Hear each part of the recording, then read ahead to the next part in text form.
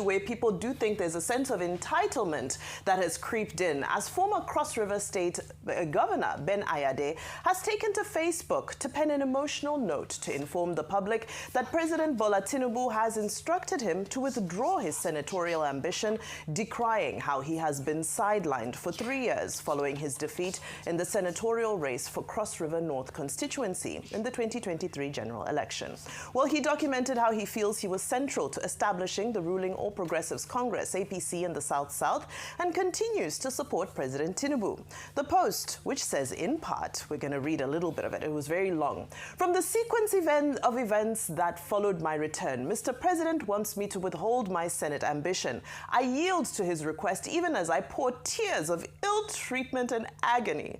Our collective heartbreak is well documented in the high heavens, and those who influence the president to stop me shall one day be faced with their own karma.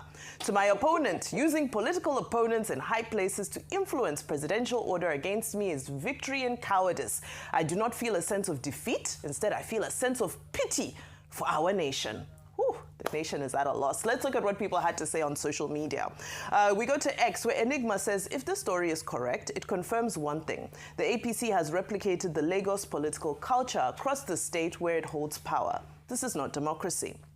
Benjamin also tweeted and said, if not that Nigeria is a crime scene, where's Ben Ayade supposed they fine for politics again? A whole professor that had the opportunity to transform his state, but instead he won't use big English, wound Calabar people with nothing to show for it. Well, let me come to you on that one. I don't know what he was a senator, he had 2 terms as a governor, but he's upset that he's not being allowed to go back to the Senate. And he has gone before. You know, this song, there was a song that, and I'm so sorry, Professor Ayade, with all due respect, what I was thinking, Mama, cry me a river. When he said, I yield to the request even as I pour tears of ill treatment and agony. Well, I think, I mean, in addition to, going back to what Dr. Bati said, that some people actually feel it's their birthright.